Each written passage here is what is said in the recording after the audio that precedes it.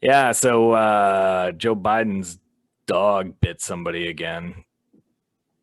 That's our news cycle right now. Isn't it nice though? Because it's a break from the insanity that was Trump, where you were going week to week, like, Hour to oh, hour. hour to hour. I have COVID, by the way, Yeah. and 100 million people have died, and But it's not that bad. Look at me walk upstairs and not be able to keep my breath because of how bad this is. It's fine. I put people's lives at risk by to do the Yeah. theater of politics and all this other silliness. Yeah, now we have Biden going, oh, my dog bit somebody, but I'm not putting him down. That's all we got. It's presidential dog, man. It is, but I don't know. You could start the show. What's going on, folks? Welcome to the Garble Podcast. I am your host, the Get Down from Hispanic Browntown, that beast that is known to roam in the Pacific East. Ladies and gentlemen, put your hands together for me, Ramon. I commanded. I had to do it. Hey, what's up, everybody? It's Nick, Captain Poutine, Byron Apano, whatever Ramon calls me. What's going on? Whatever you call me, I pretty much answer to. So okay, all right, good to know. Is that not what we've established? Yeah, I guess. So today we are going to be talking about a question, and I don't know, it might be an existential crisis. It was just something that crossed my mind. But we're going to be talking about do we still need countries? Yeah. In this world. Now, when you posed that question, I took it like you meant like one world government. Yeah. Well, not specifically. I guess that would be a byproduct of it. Your manga background. Yes, ladies and gentlemen, this is a One Piece background, one world government. Yep. A bunch of the Hokage are getting together. All the Kages. But yeah, no, it would happen if we didn't have borders anymore, if we didn't have countries anymore, like established countries in terms of them having their own, I guess, sovereignty. You would have representatives from each region coming into a one world government, but that's not necessarily my focus. That's not necessarily where the question would be, but it would be something we have to tackle. Absolutely.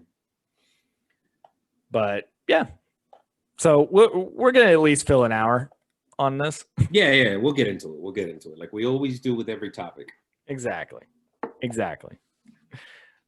We should probably do news first, though. Yeah, we should do news. Let's get right into it. Go ahead, Nick.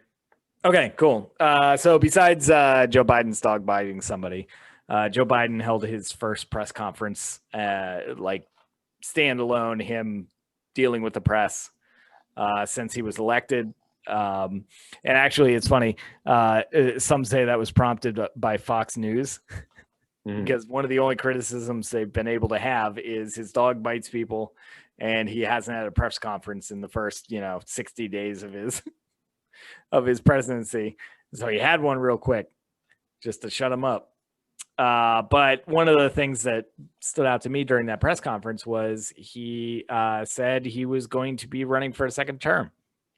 I remember saying on this very program that, one of the things I liked about him was he was going to come in, he was going to serve one term, he was going to apologize to everybody in the world, he was going to, shake hands, kiss babies, mend fences, and then he was going to just sort of introduce his running mate as the next vice president. And I think he said that even before he selected Kamala Harris to be his running mate. And it seems against plan to me. So one of the things I noticed, because he seemed not hesitant, but not like he was backed into a corner or anything like that, but like he seemed hesitant to talk about the future in the sense that he doesn't really know or like to think ahead in terms of like 3 years. You got to think ahead, man. You got to think ahead. I mean, that's, if he's like, hey, man, hey, Jack, I'm just playing checkers. Like, that's not cool. But all right. But yeah, no, I didn't feel like he was backed into anything or forced to say anything. I think he took a couple digs at Trump, and then he said, no, my expectation is I will be running in 4 years, which was not his expectation on the campaign trail, which I guess I expected from politicians, but I always expect better. I don't know. Says something about me, I'm sure. But yeah, pretty dry on the political front. What do you have? Well, it's so hard to choose a news story between what's going on with like Lil Nas X. Who's blowing up TikTok right now. I just wish that we could have an honest conversation and just say that a lot of the problems that are stemming from that are just the fact that people don't like, or, you have people who are just not into the fact that he's gay and openly gay. Yeah. Yeah. Did you see his video talking about when he was coming out? No, I don't watch any of his videos. He goes, yeah, so I told my parents what I was all about, and my father shot me and my mother stabbed me. Jesus Christ. And it went from there. It was the most ludicrous thing I've ever seen. It was hilarious. But my news story is actually the trial for George Floyd's murderer has started, Derek Chauvin. Mm-hmm. Am I saying that right? Is it Chauvin? I don't care. That's how much I give a shit about that individual. He can go down in history nameless. Thank you very much. Well, I think it's interesting because the first day they had what I thought was interesting. They had MMA fighters come in and testify, and basically, really, yeah, they had MMA fighters that reviewed the video of what went down, and they basically said that they watched a murder. Yeah, and I think even a layperson can do that, but I get expert witnesses for a trial. I get that. Yeah. So that's an interesting bent. But yeah. Now, if you're going to make that correlation, did he who shall not be named, does he have any kind of background in that? No, not to my knowledge. No. Yeah, so it sets up the defense if I was going to make an argument. Well, he doesn't know that. He wasn't trained like MMA fighters. And then you've kind of opened your own, pivot point, in terms of like you were making a point and it's a sound point, but you could actually go and say, well, you'd have to be an MMA fighter to know that. You'd have to be an expert to know that a pressure point on the neck would actually kill a person. Jesus Christ, do you really want to make that argument that you have to be a fucking expert in order to know that kneeling on someone's neck might result in their death? What I'm saying is it gives I get what you're defense. saying. I get what you're saying. Yeah. The defense could make that argument. But, yeah, it gives the defense that argument, and you're putting it in the hands of 12 jurors who were all picked and agreed upon by both sides. So if somebody goes, I can get this past those people, then they might try it. I don't know if it'll hold water, but that's the first thing that just popped into my mind is, well, MMA fighters, sure, they know how to kill a person because they're violent. This person is a peace officer. And I could see that argument being made and my stomach churning as I think about it, but yeah, I'm kind of reading the tea leaves here. Anything other than guilty is going to result in a second, third, fourth, fifth, sixth, seventh, and eighth round of riots, rioting, protests. Like you thought it was bad when the Rodney King thing went down. My God, that was bad. But you're right. It wasn't prolonged. And we're getting into more prolonged protests, like worldwide. now. Yeah. It's you can go wild for a weekend to prove your point, but everybody's kind of like not okay with that, but they accept it. And then everybody moves on and they try and forget. That's the status quo right now. When you look at like Hong Kong and then all of the BLM and all of the other protests that happened right when the pandemic started and during the pandemic, you know, we're seeing prolonged protests that take massive amounts of time. So you can't get away from it unless something else comes up, and news just turns away from it. But the movements are still going on, and if you're in an area where those movements are still going on, you are aware of them, even if TV didn't tell you. So yeah, no, I agree. Anything less than a guilty, you know, and think of the, I don't know, I don't want to say celebration because that's a little too macabre. Yeah, but also like, you know, what was it Obama said? You're like spiking the ball, you know, at the end. Like, I want to say there would be a gathering of folks, like maybe like a more akin to like a candlelight vigil. That would say, okay, we have to acknowledge what was done here. We're not rubbing it in anybody's faces, but we're all getting together and we're acknowledging it. And that could even go for a couple of days. You know, Yeah. if a guilty plea came down, I think that would be actually really poignant. You know, a nice peaceful, not protest, a peaceful gathering of acknowledging that something went right and that we need to move forward like this. And this is how it should be. And to bring attention to that, you know, more of a positive reinforcement as opposed to a reaction to something terrible, would be awesome, actually. And I think that would go even for a couple of days. Yeah.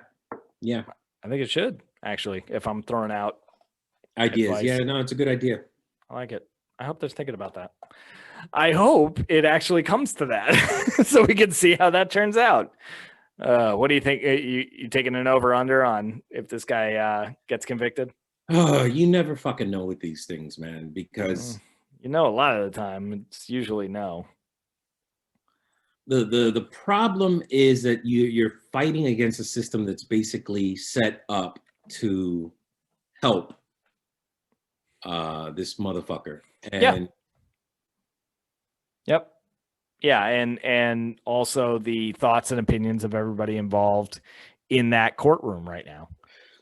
And I mean, it's called systemic for a reason, right? Because it's ingrained. So yeah, it'll be interesting. I mean, how do you vote against video fucking evidence, especially compelling video evidence? It's not. We're not talking about a grainy security video that's like that could be anyone. There's no there isn't a shadow of a doubt going into the trial. I don't even know how they picked a jury.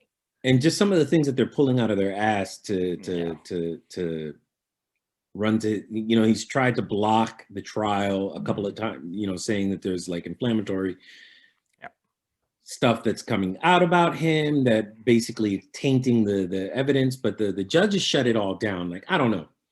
I would like to say that I would like to see justice prevail, but I'm not holding my breath either.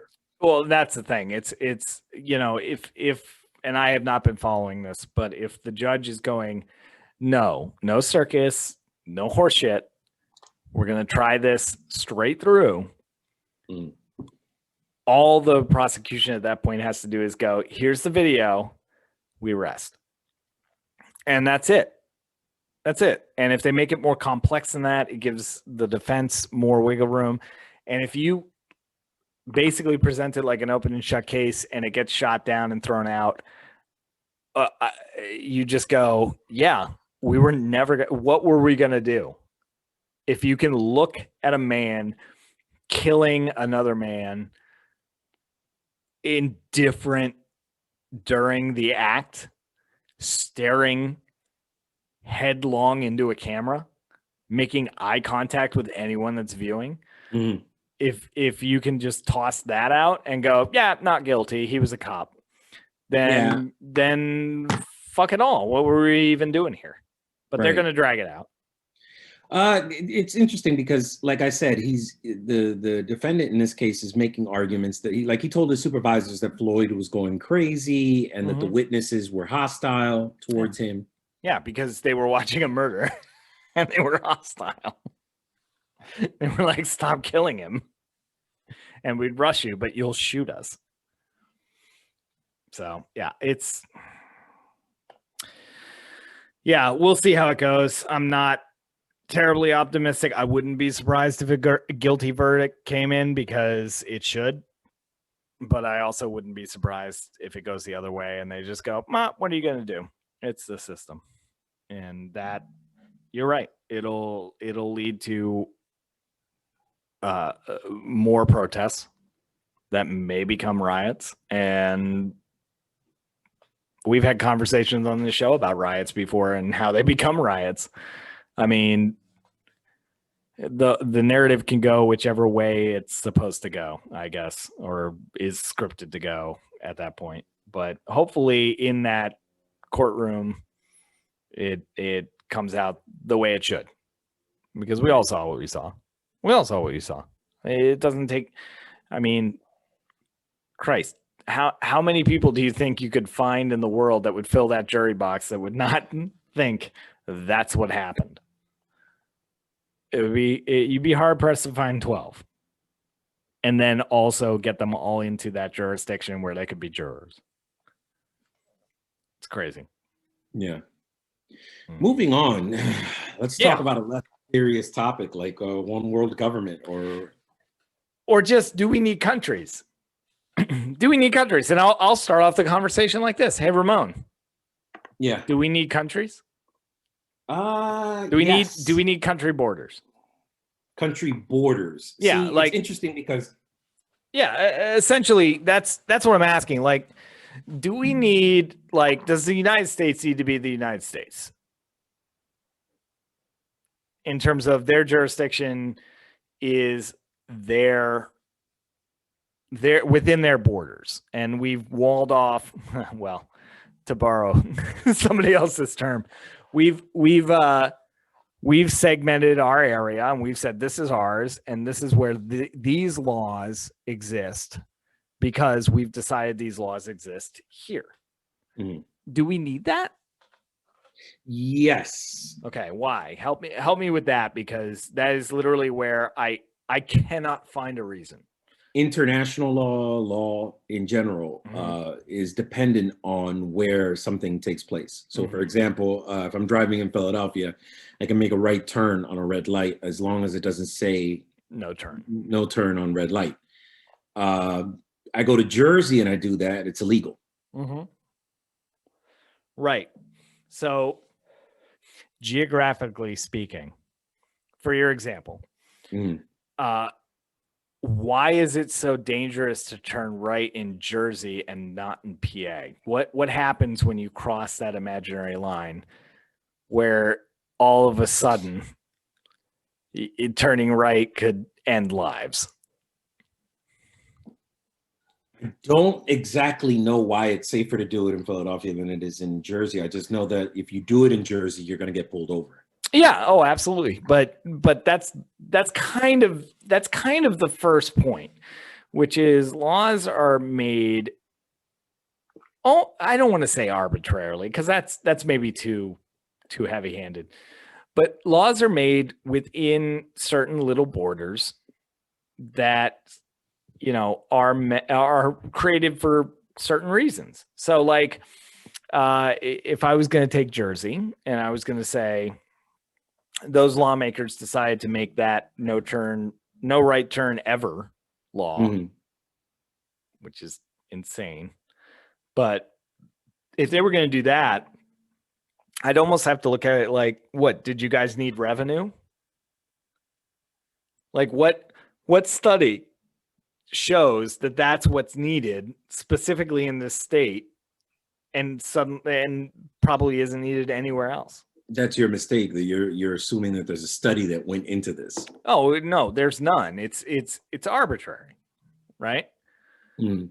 When you if you scaled it up, and suddenly, and I guess I don't know. It's hard for me to wrap my brain around my own question, which is terrible for a premise for a podcast. But like, why is that being dictated in that area and it doesn't make sense anywhere else? It's simply the people that are in charge that are making that rule. Is I mean, am I off base there? I don't know. I'll give you another example. Okay. In Canada, it's legal for you to drink at the age of 18. So you have a lot of Canadian YouTubers that move to the United States who suddenly find themselves breaking the law when they come back. When they come to the United States. Yep. Yeah, I enjoyed a couple of pints when I had turned 18 and drove up to Canada from Maine. It's a long drive, but it's worth it. But yeah, no, drinking age is a good one. I mean, the United States has decided that people can go and fight for this country at 18, but they can't enjoy a drink if they want to. You can't enjoy a drink or a cigarette. Yeah, now, right? Yeah. Now it's 21, right? Yeah, they changed it to 21. Oh, who did that? I'm not sure if it's just PA or if it's everywhere. No, it's Trump. Oh, that's right. It was Trump. Trump was like, yeah, I'm going to save people from dying. We're going to kill them in other ways. We're going to make it quick and humane. But yeah, no, it's an arbitrary number.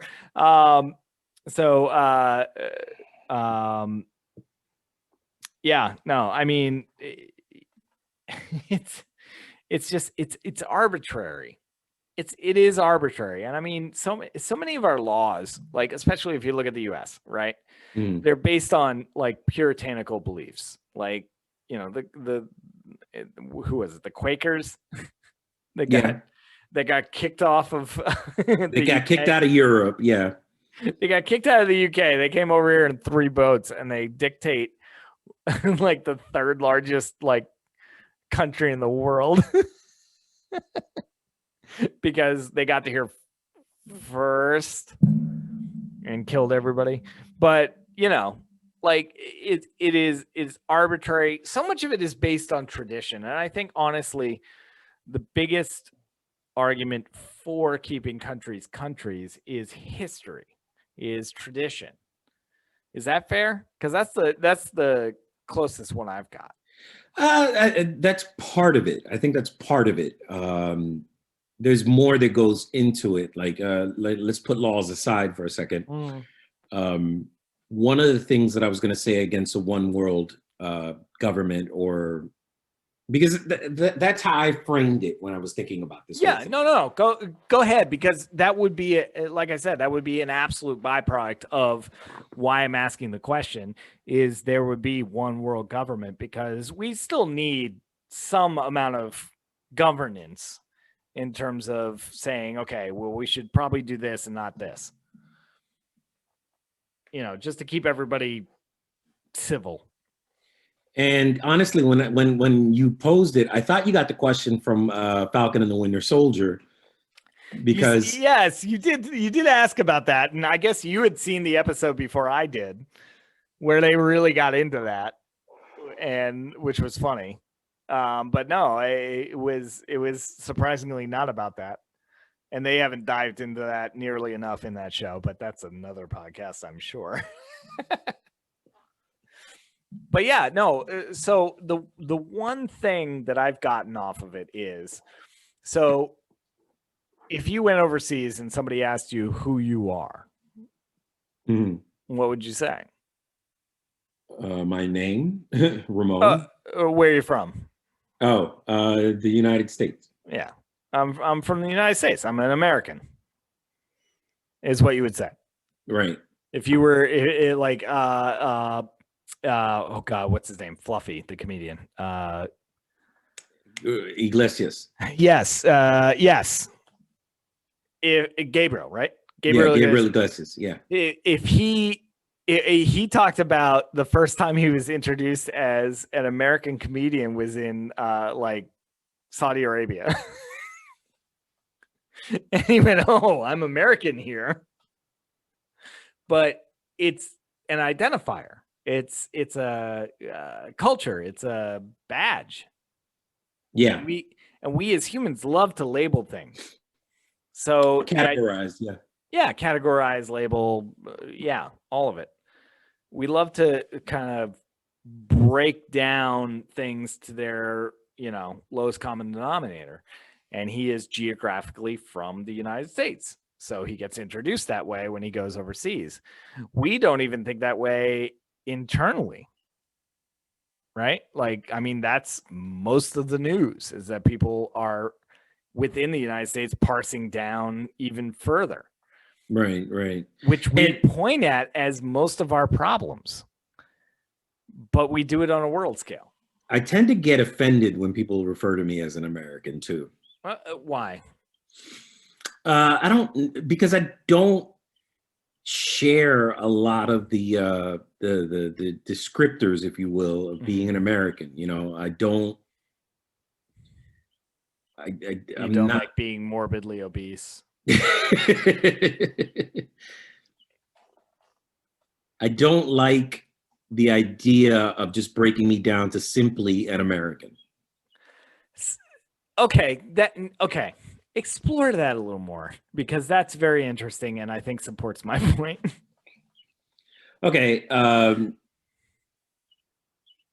There's this view outside of the United States. I've said this a couple of times. Like, I was arguing with somebody, and it's like I was talking to them about something, and we were going back and forth, and I pointed out, I was like, so one of the things that a lot of people outside of the U.S. point to as like an identifier for Americans is this optimism that exists within America, that everything's just going to work itself out. It's going to and it's okay. A cultural phenomenon at this point. It's an offshoot of the American dream. Yes. And it loops in entitlement, and it's definitely regional in terms of, like, people think they're just gonna be okay.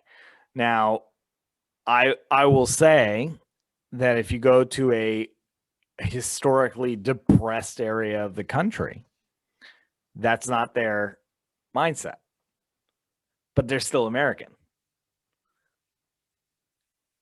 Like, I lived in West Virginia for a while, and they the area I was in, and I'll preface it by saying that the area I was in had been, like, the coal mine shut down and the metalwork shut down, and everything had just shut down. And the area I was in kept having these periods of mass exodus from the area.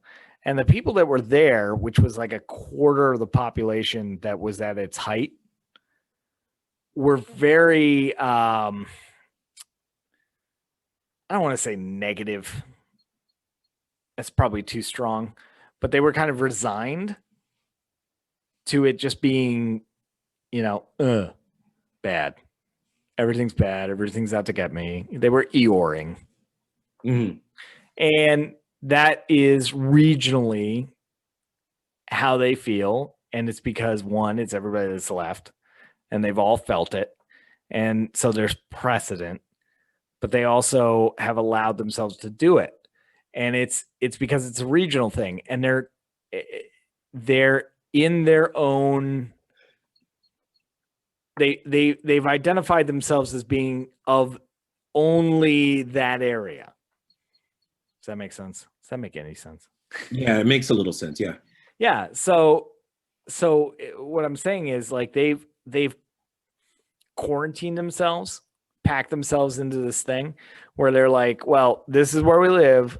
This is where we've always lived. And this is the hand we've been dealt. And what the fuck are we gonna do? Oh well, you know, they say like, hey, how you doing? And they'll go, living the dream, but it's sarcastic because this isn't the dream, but it's what we have. Yeah, and there's also like this thing that goes with being an American, that you're closed off, and because it's very common outside of the U.S. to vacation outside of your own country. Yeah, absolutely. So therefore, you're exposed to more culture. You're exposed to more languages. You're exposed, like it's like the fact that we don't start languages, the teaching of languages until like high school is like ridiculous in other countries, because everybody knows that the best time to learn a language is when you're young. Absolutely. That should be one of the first things. I told you that's the superpower I want. Somebody goes, you want a superpower? I want to know all languages. I want to know all of them. I have no talent, and I have tried for learning other languages. No capacity for that whatsoever. It's insane. And I wish I knew all of them. I just wish I knew all of them, because then I could have a conversation like a native speaker, if it was a mutant power, with anybody in the world. So you want to be Cypher? That's funny. Yes. Oh, absolutely. Yes. Put me in that. Yes. I will be Cypher all day, because I could go anywhere. I mean, think about it. Put me on a plane, right? Drop me anywhere in the world, and I can absolutely talk to anybody. I can function as an adult in that society. I may not have all the social cues. I'll learn that, but I will be able to absolutely function. Language is a huge thing for breaking down what a imaginary border is. If everybody knew every language, would there be borders? Well, no, not in the same capacity. Not in the same capacity, right? Like one of the things that when I was doing my research, one of the things they talk about is if you're going to establish a world government or a borderless world, you're going to have to agree upon what language is going to be spoken, because I object to that. I've seen that too. I object to that being like, anybody that says that, right, is saying we're going to have to agree on a language. And the subtext is it's going to be mine. Right?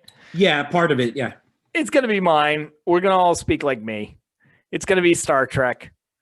Everyone's going to speak the same language no matter what planet you go to. And that is almost also trying to say, I'm going to be inclusive, but also exclusive at the same time, holding on to that idea that if you're going to combine, you have to be alike. And you absolutely don't. You absolutely don't. We have, look at the United States, right? If you go to parts, do you remember when you visited me in Massachusetts? Yeah. And you said, the one thing I want to hear is an authentic Massachusetts accent. And then we found a guy. Do you remember that at all? Yes, I remember.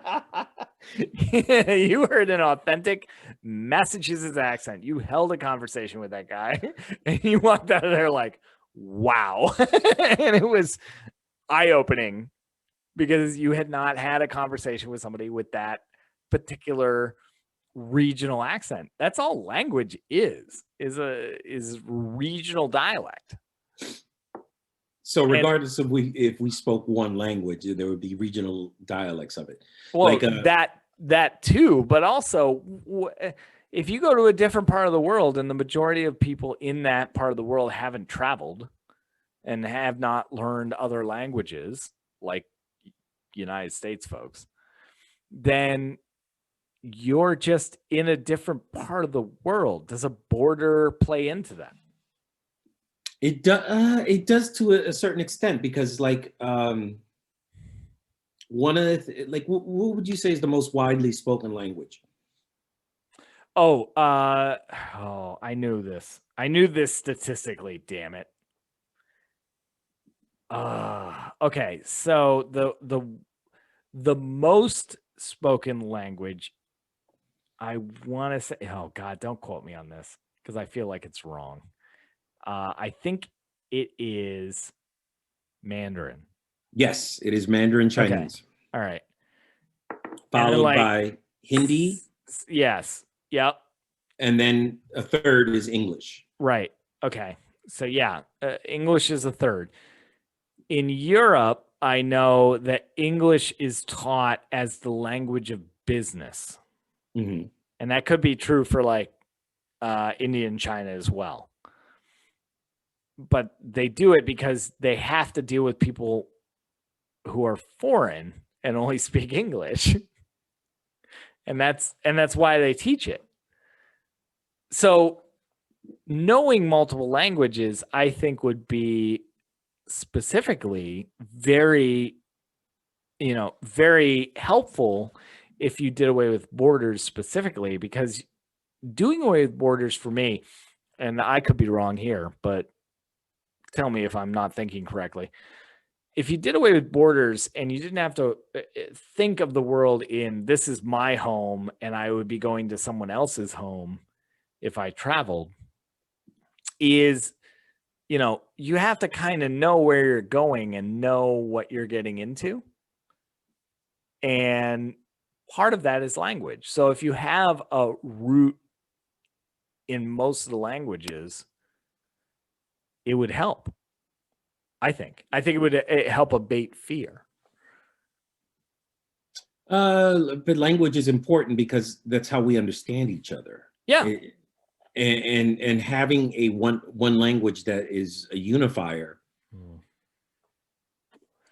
What language would you pick? I wouldn't be the one doing the picking because. Okay, but if it was up to you, if I threw the ball in your court, Ramon, and I said, you're the one sitting at your round table there in your background, and you get to pick the language. You were the subcommittee that picked the language. What's the language you go with? Probably Mandarin Chinese, because one of the things that I've read or picked up over time is that tonal languages tend to be a lot more descriptive, and they're very much more, they communicate, there's a lot that's communicated with a very little. More nuance per character, I guess. Word. Yeah, absolutely.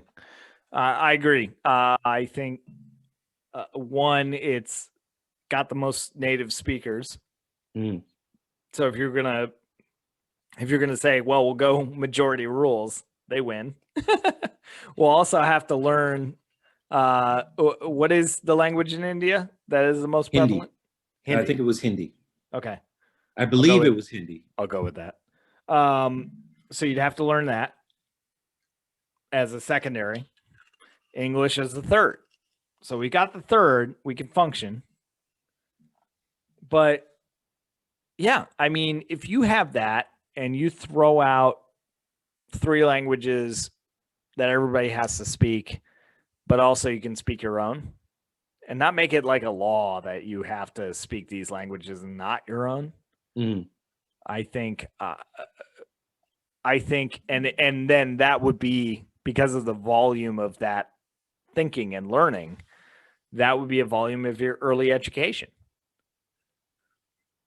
I don't see a problem with it. Do you see a problem with that?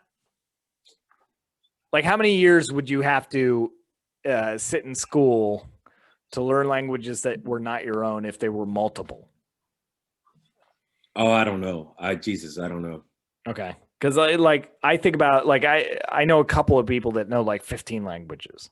And they have that brain that goes, I know this language now because I listened to somebody talk to me for 5 minutes and I know the language.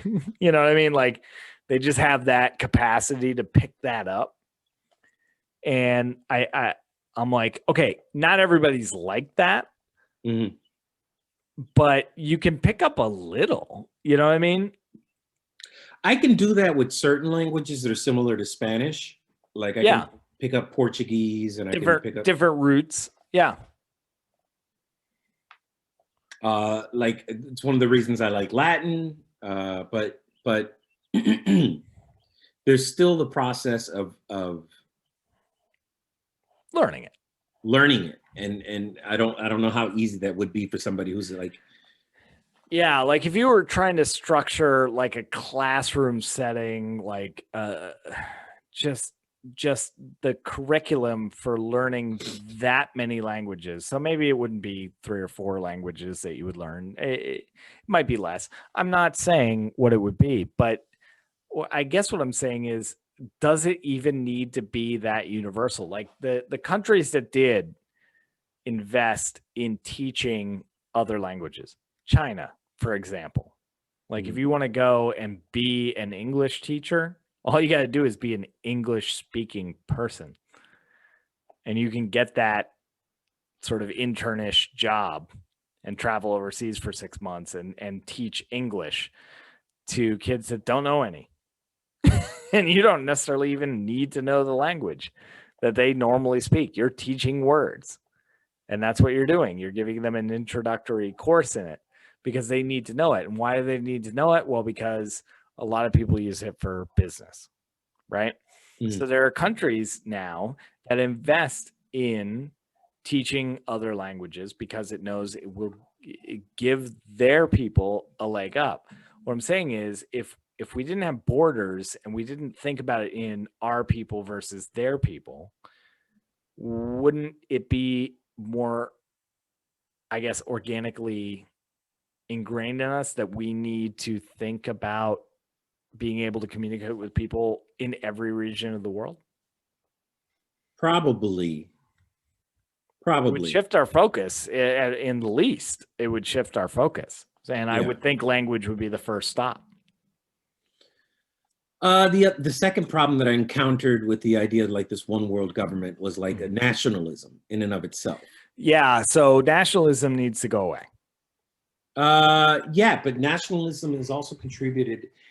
Yes, there's an argument that you could make that nationalism itself needs to go away because it can be harmful. But then you think about things like the space race happened because of nationalism. Come on. Come on. No. Okay, make the your point. entire Now I'm going to rip you apart, but go ahead. Go ahead. The entire space race happened because of nationalism. The United States was trying to prove that it could outdo Russia. It was a weapons race. Yeah, absolutely. It was an arms race to show who was more superior. Right. I'm not arguing that. I'm But saying then we lose all of that without nationalism. Do we? Unless it breaks down into regionalisms. All right. Except we stole all the Germans to do it. Come on, nationalism. You find the brightest minds, you accomplish a task. Does it matter where they're from? For the space race, it very much matters. You know why? Why? Because we needed to sell our people on it. And so we needed to create a boogeyman for our people to get behind it.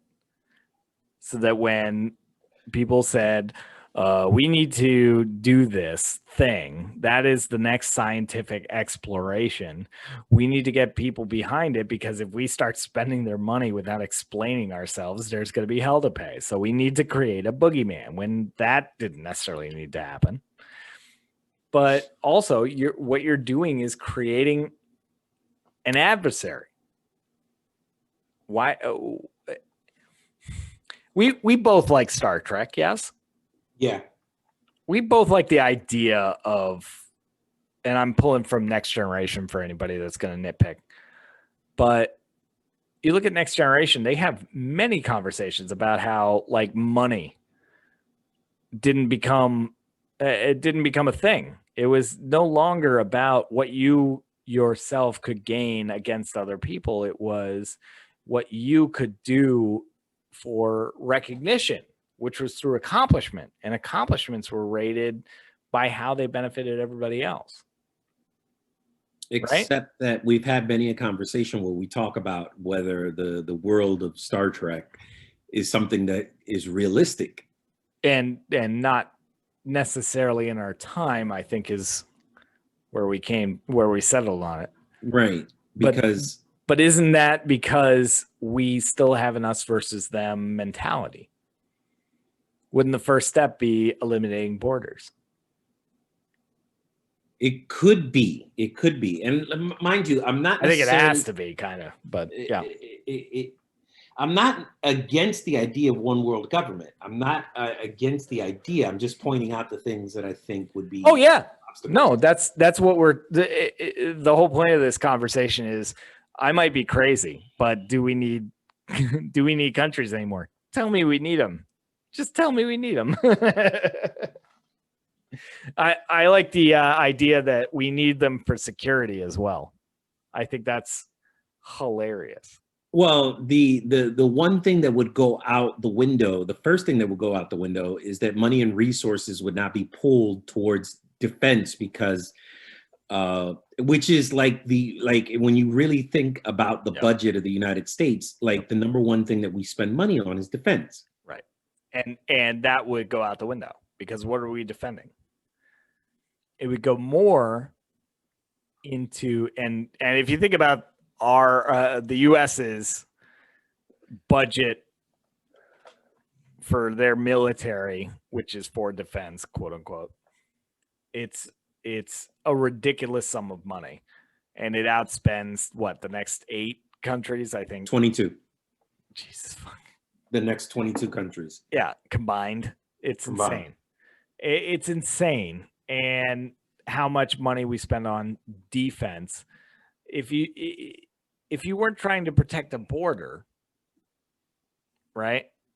How much money would you spend? You would still spend money, but it would go into the kitty with everybody else's. And every region of the world would kick in what is appropriate tax, which would go into I don't know, I guess Space Force would be the only thing that would be still relevant at that point. Because we have to protect against the Saiyans. But, like, wouldn't more of the money go into just local police at that point? That's the idea, or at least that's the way it leans towards, is like policing. But yeah, and like in the traditional sense, not what we have in the U.S. right now. Right. It would be like literally like, oh, there's a dispute. Okay, well, we have a police force, and that police force is made up of, social workers as we know them now, counselors, other people that can talk to other people and diffuse the situation. You wouldn't have like a military style force in really any way. I don't think. Mm-hmm. I don't think. Well, one of the things that I was in my research that I found out that was much more realistic was removing borders in continents. Well, okay. If you want to take that in a first step, sure. I could see people being more receptive to it. Yeah. Because why does a continent need to exist away from the rest of the world? Well, no, it would be easier to set that up. Hold on one second. I'm having a problem with my mic. All right. Oh, no. So it would be easier to set that up because it's a smaller logistically, because one of the arguments against one world government is that it would be a logistical nightmare. Like, whose money do we use? Because there's 22 different types of currency right now. Money is made up. I know it's made up, but it's an important. Whose currency would you use? Oh, come on. That's the weakest argument, by the way. That's not the weakest argument. That's the weakest argument. It's not a weak argument. You have to think about these types of things. No, you don't. It's made up. It's fictional. Money is fictional, is it not? It's fictional until you need it. Why do you need it? For a made-up reason that was made up by other people to buy resources that you're getting into. Yeah, we're probably at a point that we need some sort of monetary system in place. But look at the fucking EU.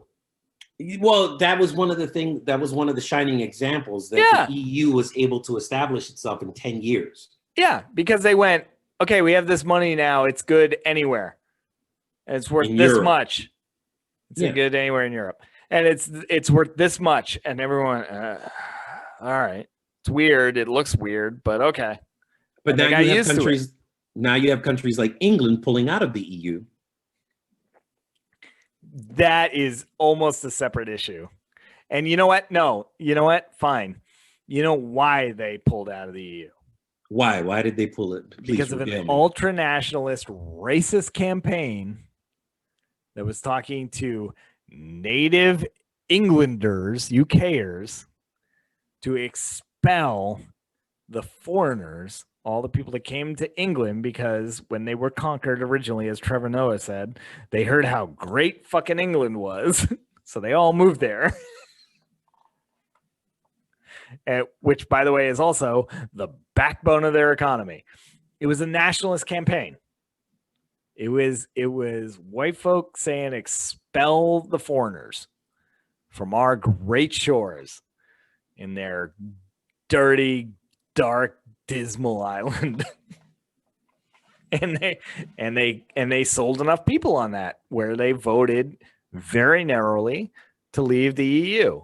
And the first thing, and the reason it took so long for them to get out of the EU is they didn't know how they were going to stock their shelves without trade agreements.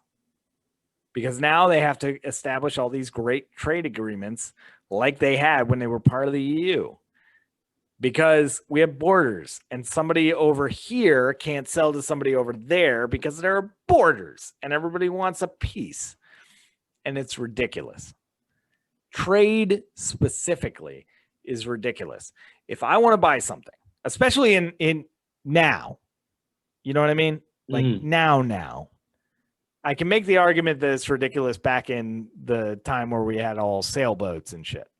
But now with the internet, I buy shit off a Wish. It takes 27 weeks to get here. It comes on a slow boat. And I get the thing, and it's not what I ordered, but I can do that.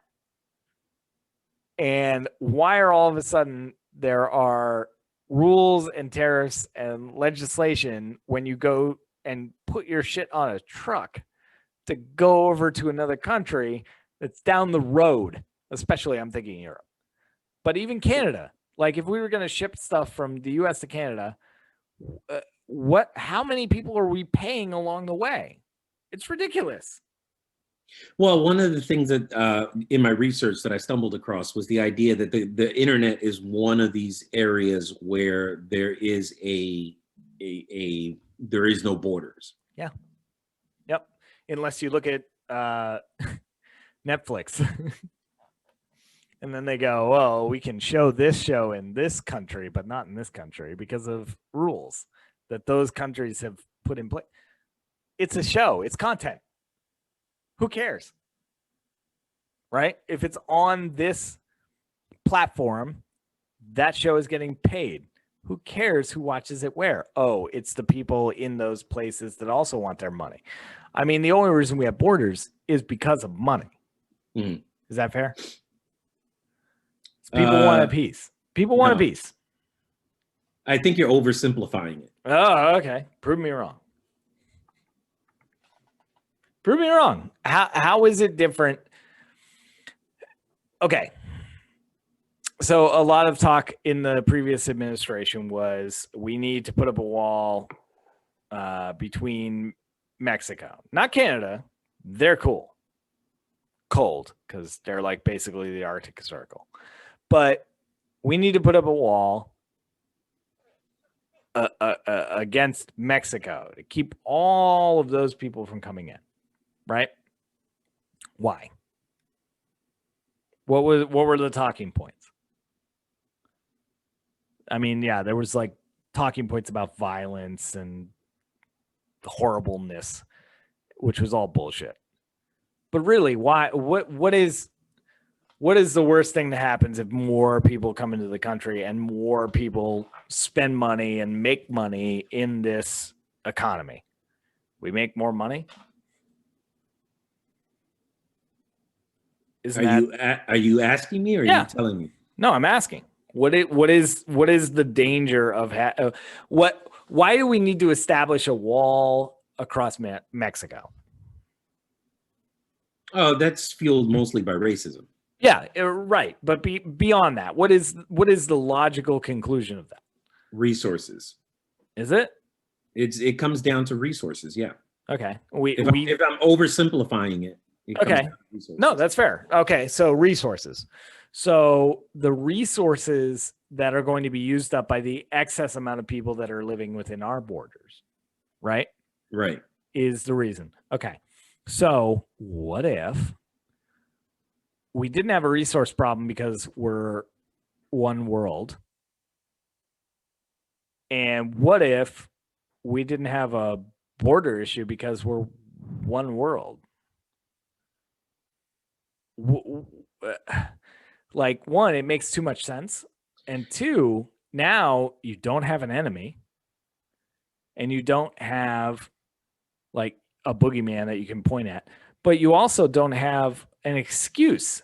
So why are you making the excuses? The excuses are because we live in these borders and we sell what we sell to X amount of people, and we're trying to protect our market share. That's all it is. It's capitalism at this point. I think. God damn it. God damn it. Did I go too far? Yeah, you went too fucking far. You went too goddamn far.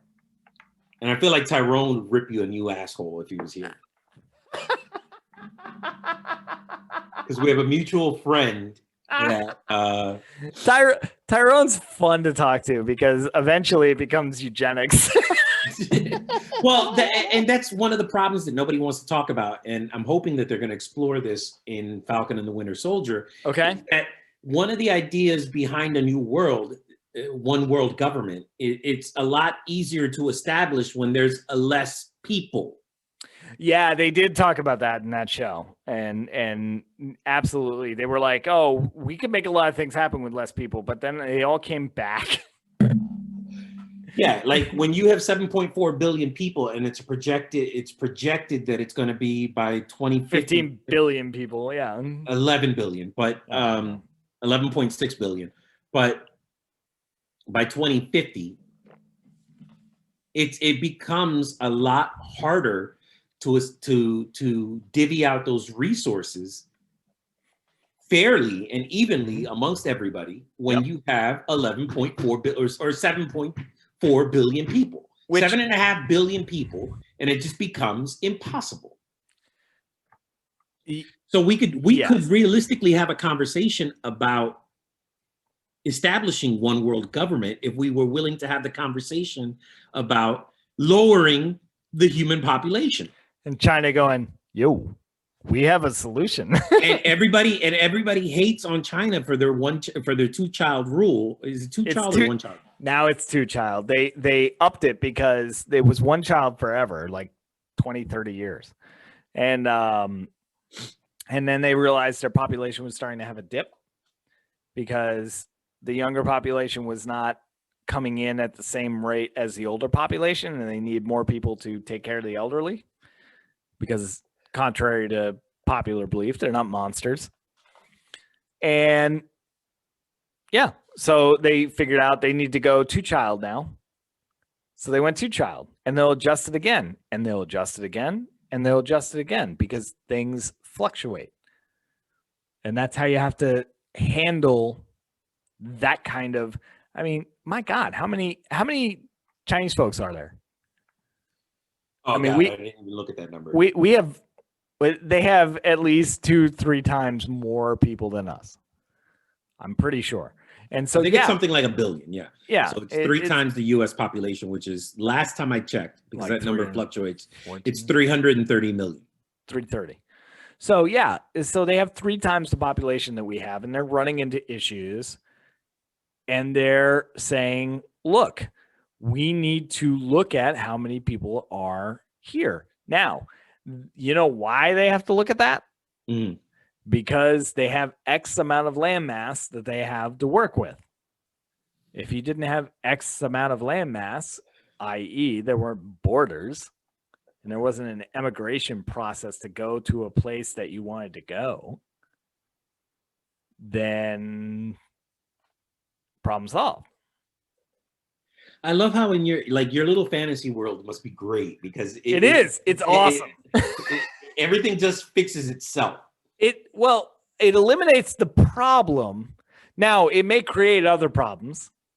And please tell me, in the context of this conversation, what problem I have created that a border will fix.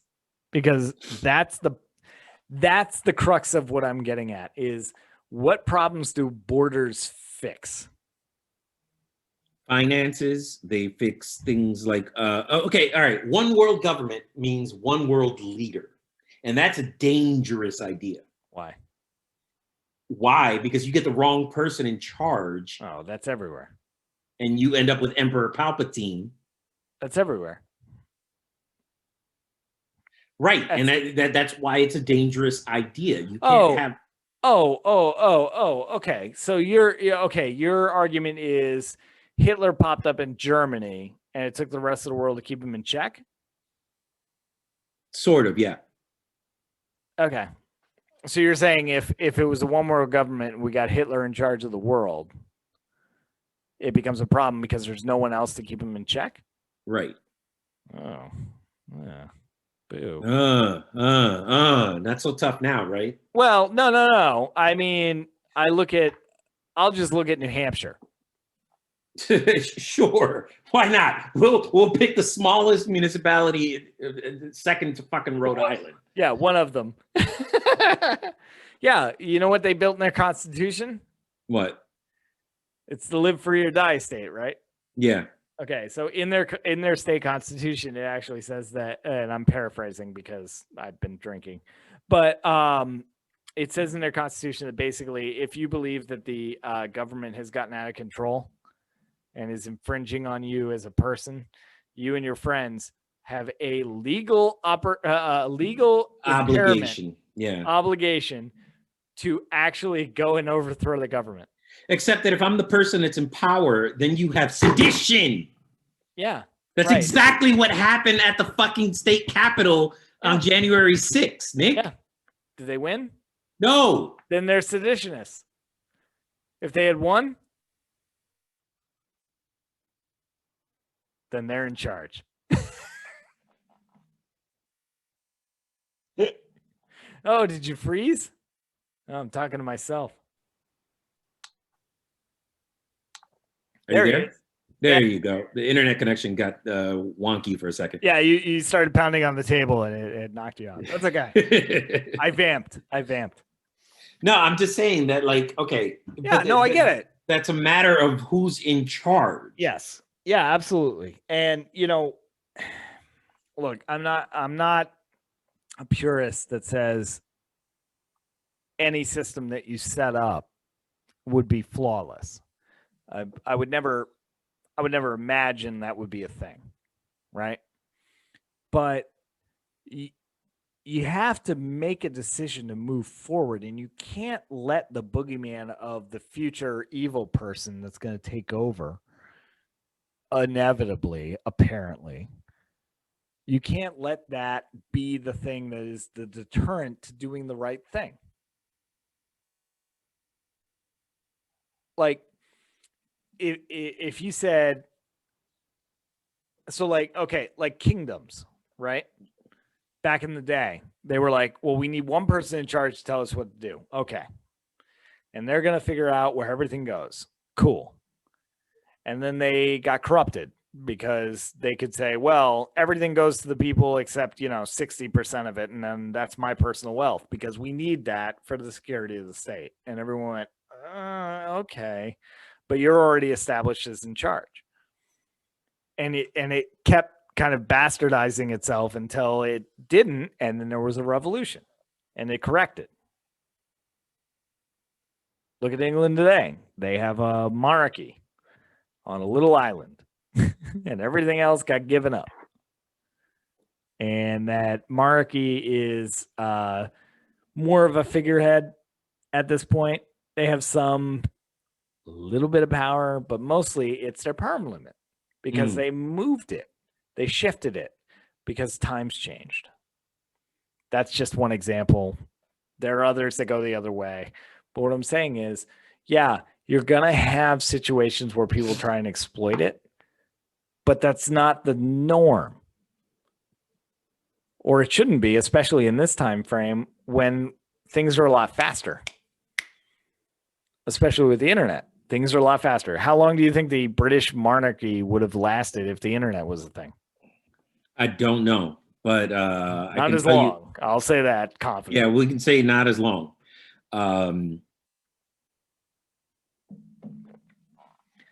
Look, I don't want to completely shit on the idea of one world government because it's not a bad idea in and of itself.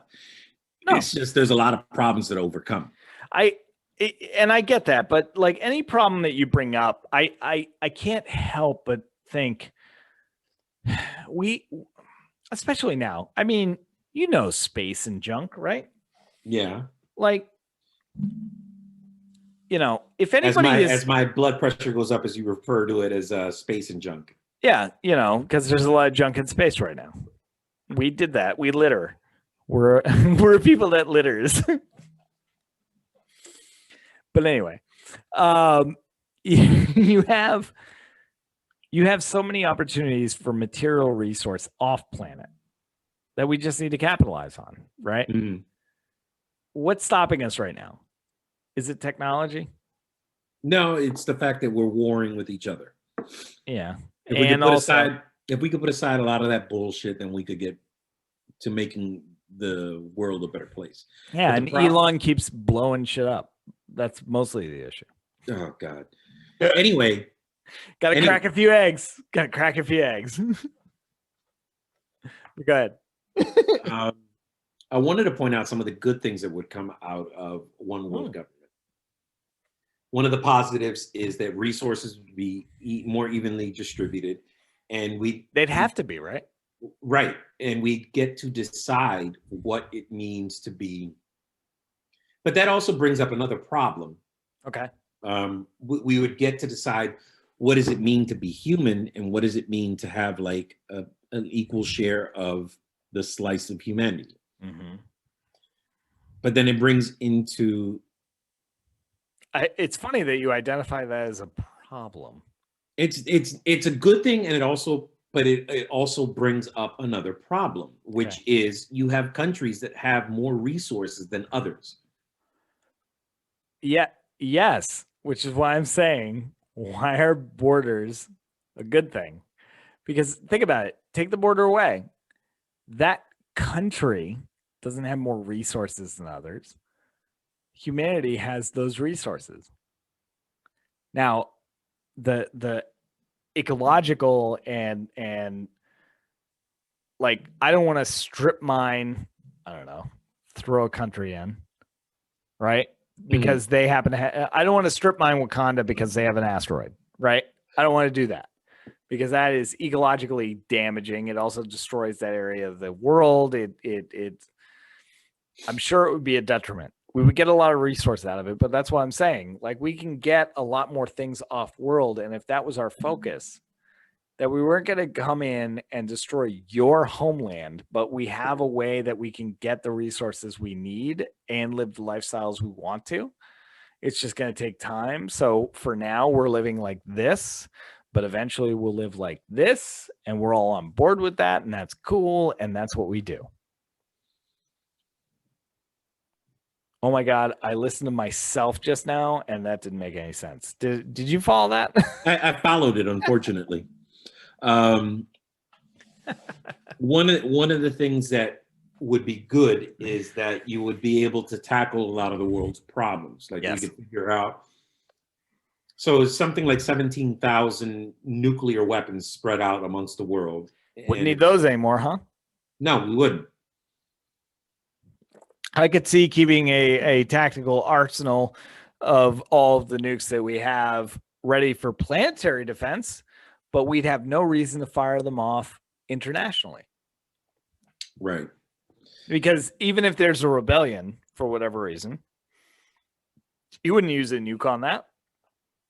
And you know, when I looked at it, I think it's like 7 countries or 7 or 8 countries that have nuclear arsenals. It's the United States, Russia, UK, France, North Korea, India, Israel, Pakistan, and I think that's it. Yeah, and Iran's working on it, but whatever. But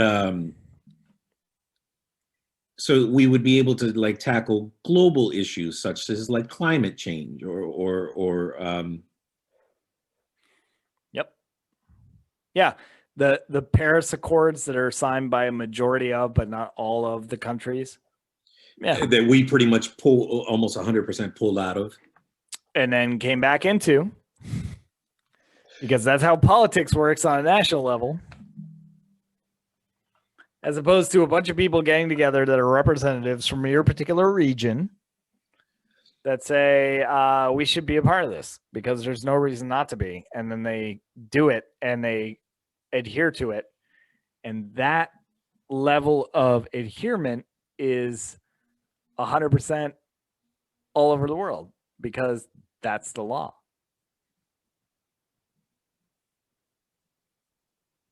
And again, I can't help but to think that my idea of establishing, before we establish world governments, we could establish continental governments.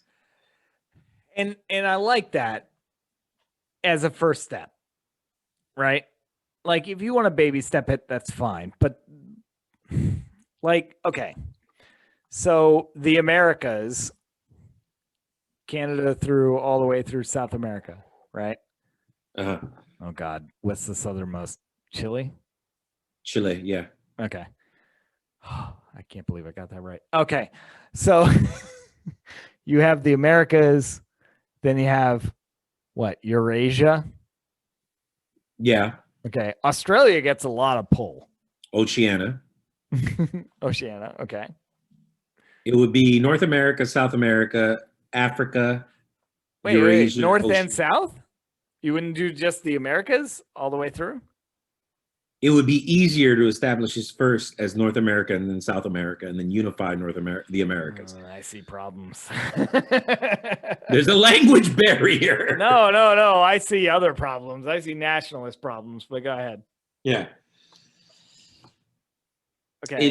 At least South America, one of the things that South America has going for it is that its language is pretty much unified, with the exception of Brazil. Fair. you know the second you go, Eurasia, you're a thing. The Chinese go, you're ours now.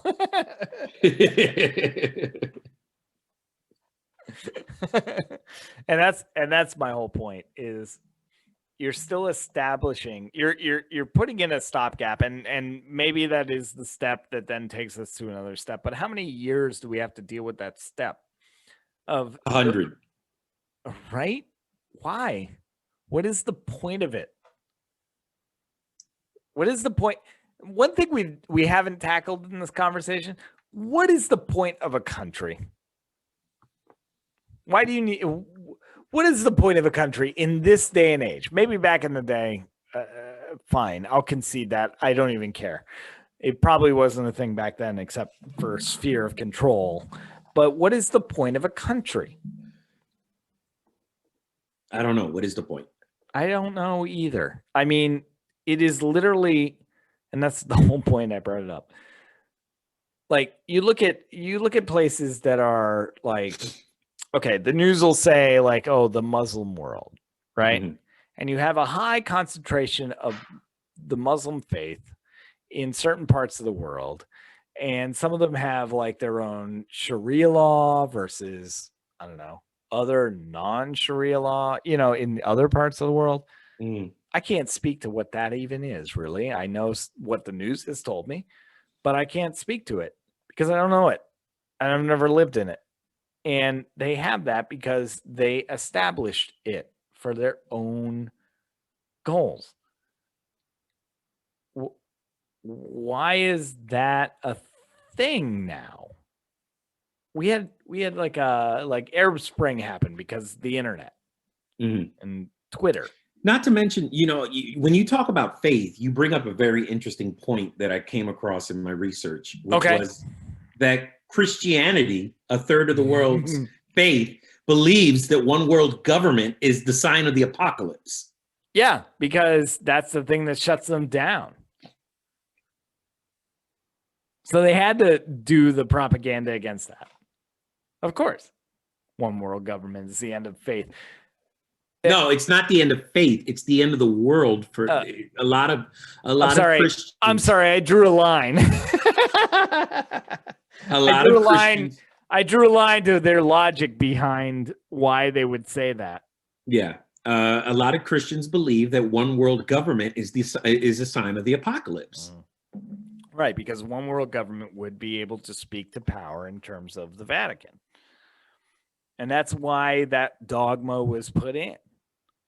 Dogma is a great movie, by the way, if you haven't seen it. No, seriously, like the only reason that things are put into spiritual text, and I'm going to say nowadays Christianity on, because I don't know enough about the older things other than what Ancient Aliens tells us, is that they are trying to protect themselves. So there are certain things that they don't want to happen. So they say it's a sin, or it's the end of the world, or it's terrible in some other sense. And they do that to protect themselves. And that's all it is. And really this entire question just is really asking the question of power, or to power. Why do we need you? Give me a specific example. A lot of places, a lot of people in power will say, well, we keep you safe. From who? And then they'll come up with a boogeyman. Yeah, but if we look at it as, well, they are us. What are you protecting us from? We need certain things. We have certain things that we need to protect. Why? Other countries have things that they need, and other countries have things that they protect. From us? Like, what are we even doing? If we utilize the resources we have, especially if we take it off planet, and we utilize the resources that we're able to get, and we look at it that way, we have enough. And yeah, maybe China had it right. Maybe we need to limit how many people we have. And it's going to be a tough few years while the older folks shuffle off this mortal coil in a dignified manner. It's going to be tough, but then the population will be adjusted and we might be able to actually live here long term until we figure out how to populate Mars and whatever's orbiting Betelgeuse.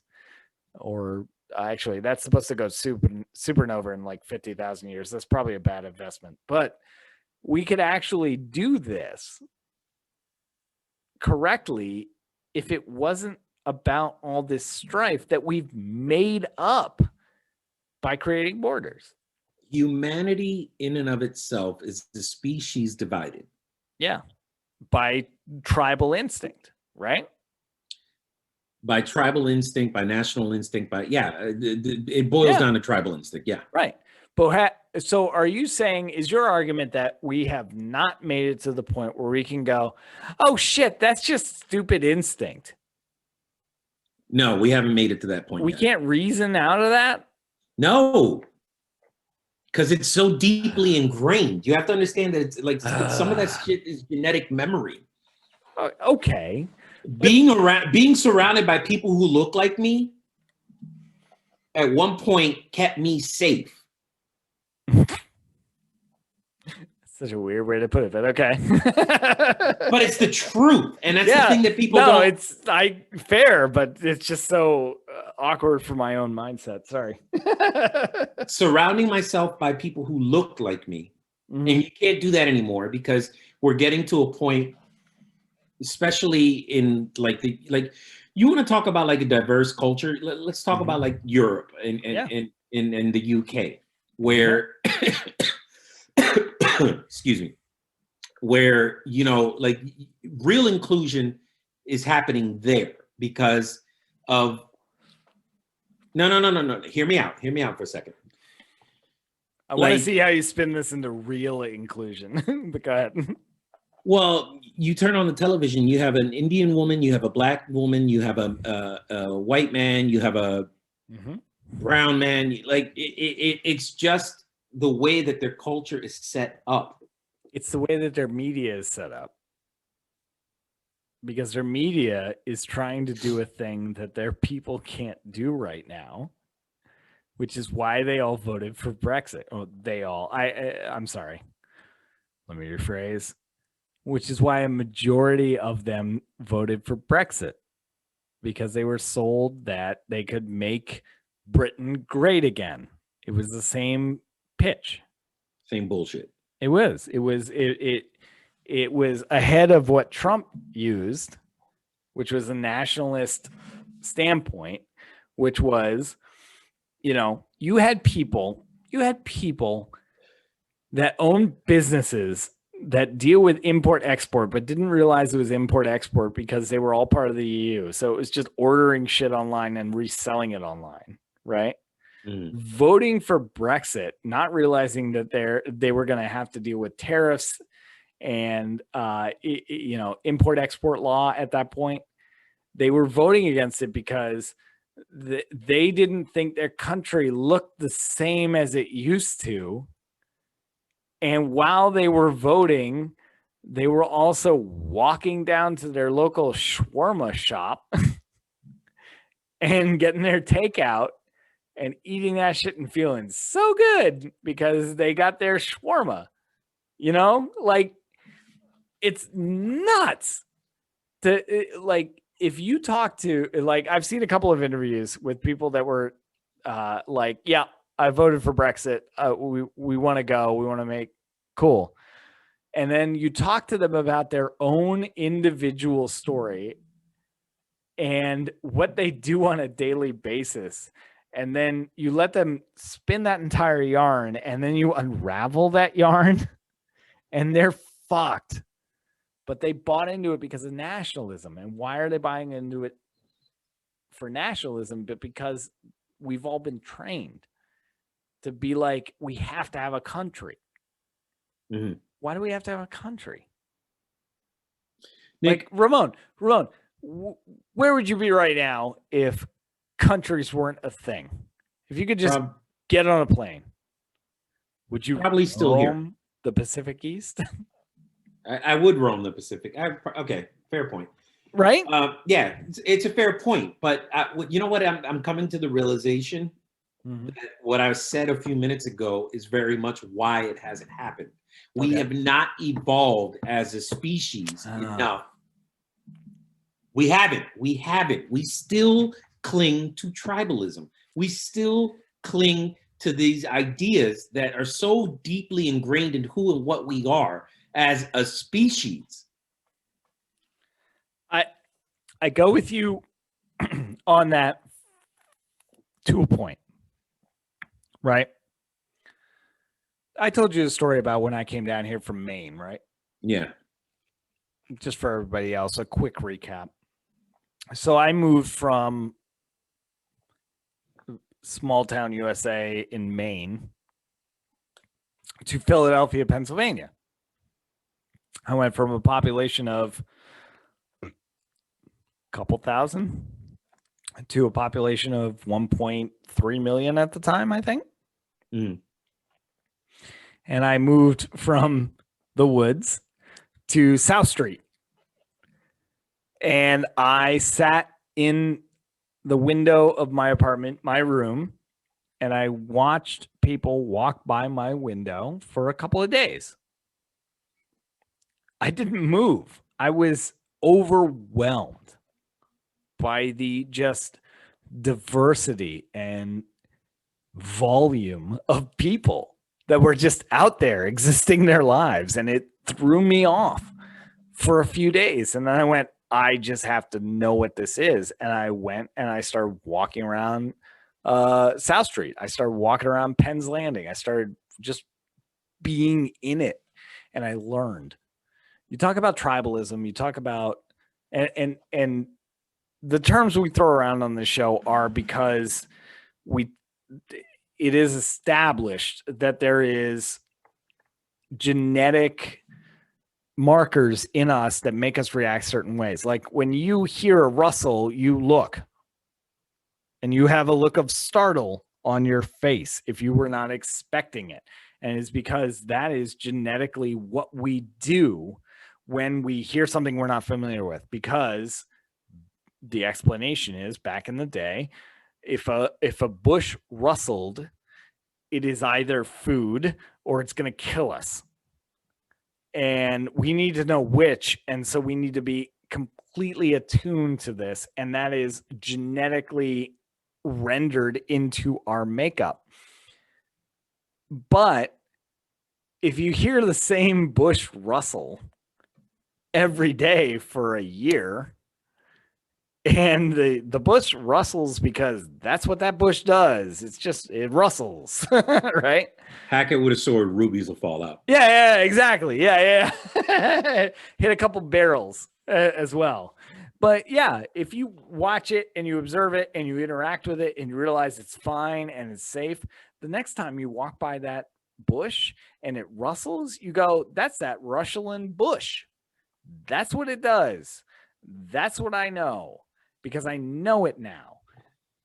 If we stop vilifying, which at the end of the day, quite frankly, countries are countries right now because we've created a boogeyman to deal with the fact that we want to rape the resources out of our particular hemisphere. And that's why we created borders, because we want the resources. But if you get to know the other areas, you find out that that bush is rustling because it's a bush, and that's what that bush does. And you figure it out and you learn to acclimate. And I think we're capable of it despite our DNA. The first time we see something new, we're going to be apprehensive. That's the DNA. The fact that after we have learned that that's what that thing does, that's when our human brain kicks in and we learn. And what I'm telling you is that you're giving humanity way too much credit. I am not. I am at most giving individuals too much credit. Humanity is just individuals. So yes, some individuals will still freak the fuck out because that bush shook. And I've worn out that metaphor. I get it. I'm sorry. But a majority of people will learn. And quite frankly, I think it speeds up. You know how we always talk about like the old people are the ones with the opinions we don't like? Mm-hmm. I think if we did away with borders, if we, yes, okay, fine, had a one world government, if we were a one world economy, if we were literally just one world, and we all acknowledge we come from different regions, right? But understand that those are our differences, but we have a world view. I think we get a majority of us get over that.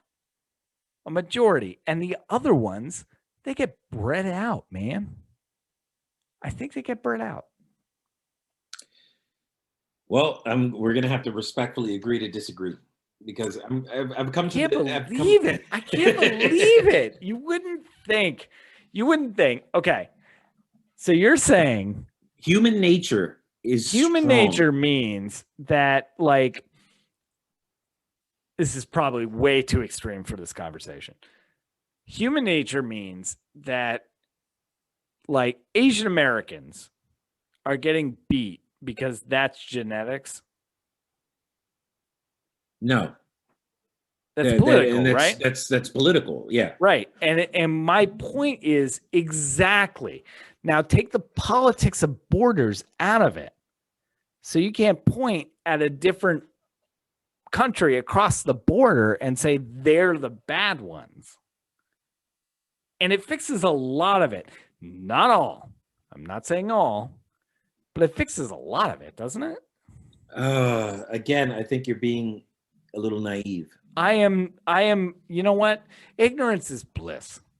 I have so much faith. I'm gonna put it on our listeners and let them decide. Do it. Yeah, no. Put a vote out there. Would a one world government be beneficial or a detriment?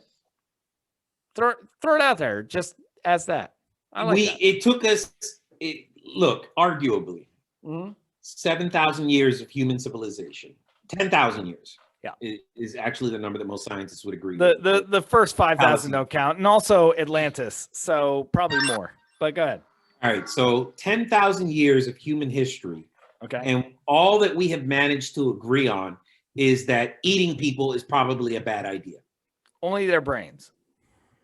Jesus Christ! All right, folks. No, that's scientific. Ladies and gentlemen, I'm going to put this on y'all because we're going nowhere quick. What? Oh, I thought we got really far. No, we did get far. We did get far in that conversation, only for me to realize I've come to the realization that it's not going to work because of human nature. But it is going to work because we can reason above that. You're giving people way too much credit. That's the question. Can we reason our way out of borders, or are we trapped in our own genetic cesspool? That's how you phrase it. That's unbiased. Okay. That's unbiased. That's how people will vote. That'll make sure that people are just voting their conscience. I hope you've enjoyed this conversation. I enjoyed having it. I hope you enjoyed listening to it. If you want to listen to more of the Garble podcast, you can go back and listen to our past episodes on your streaming choice, on your platform of choice. We're available on garblepodcast.com. We're available on iTunes, Apple Music, Google Music, or YouTube, whatever it's called now. It changes from week to week. So much change. No, but if only we could adapt, but we're so tied into our DNA that we know it only is. That's why I still refer to it as Google Music. Yeah, it's Google Music. That's what our ancestors refer to it as. But we're available on your streaming choice, and if we're not, let us know and we'll get on that. And we're on Audible now, aren't we? Yeah, we are on Audible now. Nice. All right, everybody. Later.